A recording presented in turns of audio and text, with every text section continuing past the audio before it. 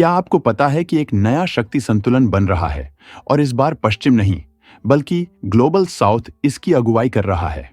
BRICS, जिसे एक समय पर सिर्फ 5 देशों का छोटा ग्रुप माना जाता था, अब एक अंतर्राष्ट्रीय आंदोलन बन चुका है। और सबसे दिलचस्प बात यह है कि दक्षिण पूर्व एशिया अब इस बदलाव में तेजी से शामिल हो रहा है।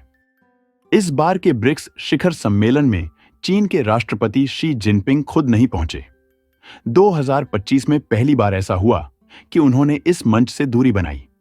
चीन ने कहा कि उनके पास पहले से तय शेड्यूल है, लेकिन कई जानकार मानते हैं कि यह कदम जानबूझकर लिया गया ताकि दुनिया को यह संदेश दिया जा सके कि ब्रिक्स अब चीन पर निर्भर नहीं बल्कि खुद एक मजबूत मंच बन चुका है। दूसरी तरफ अमेरिका पूरी तरह से अलर्ट है। ट्रंप पहले ही साफ कर चुके हैं कि अगर ब्रिक्स डॉलर को चुनौती देने की कोशिश करता है तो वो इन देशों पर 100% टैरिफ लगा सकते हैं। 2025 के ब्रिक्स शिखर सम्मेलन के ठीक बाद अमेरिका से एक बड़ी प्रतिक्रिया सामने आई। डोनाल्ड ट्रंप ने अपने social media platform truth social पर यह साफ लिख दिया, जो भी देश ब्रिक्स की एंटी अमेरिकन नीतियों के साथ जाएगा उस पर 10% अतिरिक्त टैरिफ लगाया जाएगा और इसमें कोई अपवाद नहीं होगा। ट्रंप इससे पहले भी ब्रिक्स समर्थक देशों पर टैरिफ लगा चुके हैं और कुछ आसियान देशों पर पहले ही वो 49% तक के टैरिफ लगा चुके हैं। यह सिर्फ बयान नहीं था, यह एक सीधी चेतावनी थी उन देशों के लिए जो ब्रिक्स के साथ खड़े हो रहे हैं। लेकिन सबसे दिलचस्प बात यह है कि इन सब के बीच अब दक्षिण पूर्व एशिया के देश ब्रिक्स की तरफ तेजी से आकर्षित हो रहे हैं।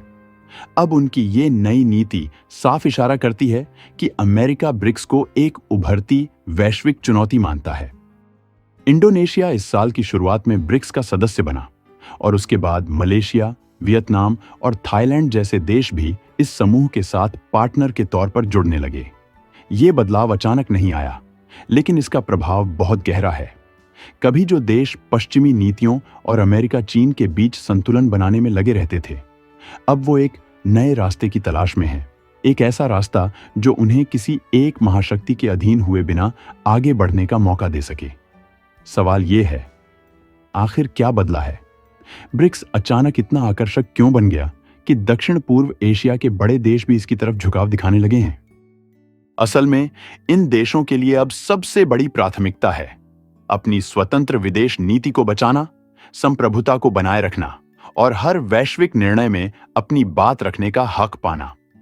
पिछले कई दशकों से यह देखा गया है कि पश्चिमी संस्थाएं जैसे वर्ल्ड बैंक या IMF विकासशील देशों को कर्ज तो देती है, लेकिन उनके साथ कड़ी शर्तें भी थोपती हैं, जैसे आर्थिक नीतियों में बदलाव, सब्सिडी में कटौती या घरेलू बाजार खोलने का दबाव।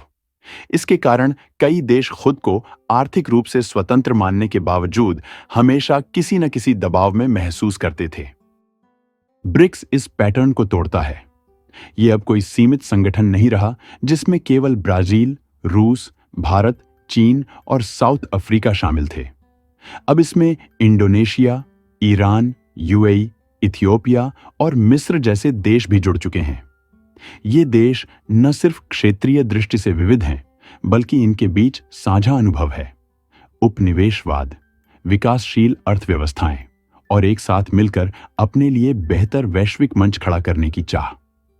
आज ये 10 देश मिलकर दुनिया की करीब 40% GDP पर नियंत्रण रखते हैं, जबकि G7 की हिस्सेदारी अब घटकर लगभग 30% रह गई है। दक्षिण पूर्व एशिया के लिए ये कोई छोटी बात नहीं। ये वो क्षेत्र है जो न सिर्फ आर्थिक रूप से तेजी से बढ़ रहा है, बल्कि जिसकी रणनीतिक स्थिति भी बेहद संवेदनशील है। चीन का प्रभाव, अमेरिका की सैन्य मौजूदगी और आसियान की क्षेत्रीय कूटनीति तीनों इसके केंद्र में आते हैं।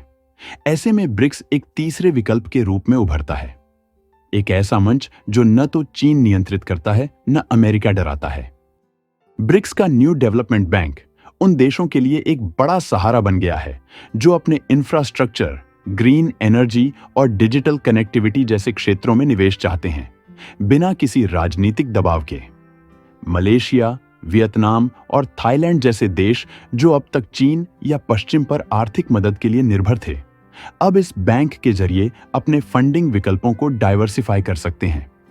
ये उन्हें और भी आत्मनिर्भर बनने की दिशा में ले जाता है। इसी तरह कॉन्टिंजेंट रिजर्व अरेंजमेंट एक तरह की सुरक्षा व्यवस्था है, एक इमरजेंसी फंड जो तब काम आता है जब किसी देश की करेंसी गिर रही हो या विदेशी मुद्रा की भारी कमी आ जाए।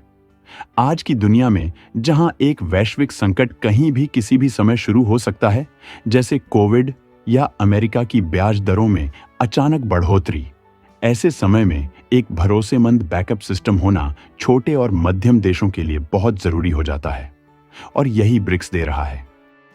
लेकिन इस पूरी प्रक्रिया में कुछ सवाल और संदेह भी हैं। चीन की भूमिका अब भी बहुत प्रमुख है। ब्रिक्स भले ही एक बहुपक्षीय मंच हो, लेकिन चीन की आर्थिक ताकत और राजनीतिक प्रभाव उसे अनदेखा नहीं कर सकते। वियतनाम और फिलीपींस जैसे देशों के लिए यह चिंता का विषय है, क्योंकि उनका दक्षिण चीन सागर को लेकर बीजिंग के साथ सीधा टकराव है।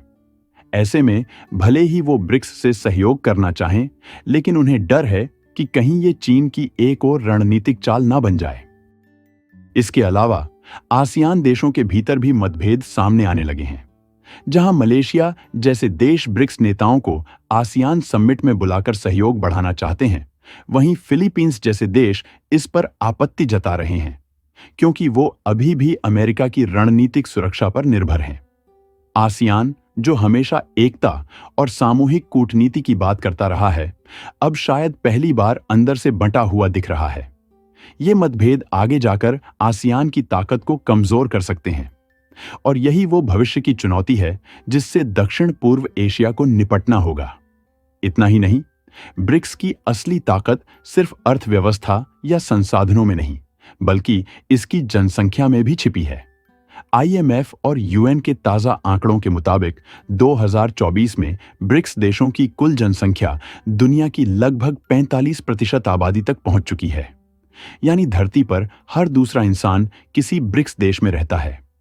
इसमें सबसे बड़ा हिस्सा भारत और चीन का है, लेकिन नए सदस्य देशों मिस्र, इथियोपिया और ईरान की आबादी भी इस आंकड़े को और मजबूत बनाती है। इतनी बड़ी जनसंख्या का मतलब है बड़ा बाजार, युवा वर्कफोर्स और वैश्विक निर्णयों पर भारी जनमत का प्रभाव। जहां G7 जैसे पश्चिमी समूह बुजुर्ग, आबादी और सीमित उपभोक्ता बाजार से जूझ रहे हैं, वहीं ब्रिक्स एक नौजवान, उभरता और उपभोक्ता प्रधान भविष्य पेश कर रहा है। यही कारण है कि ब्रिक्स को अब सिर्फ एक संगठन नहीं, बल्कि एक वैकल्पिक वैश्विक व्यवस्था के रूप में देखा जा रहा है। एक ऐसी व्यवस्था जो पश्चिमी ढांचे से अलग सोचती है, जो मल्टीपोलर वर्ल्ड की बात करती है, और जो देशों को यह विकल्प देती है कि वो किसी एक सुपर पावर के दबाव में आए बिना आगे बढ़ सकें।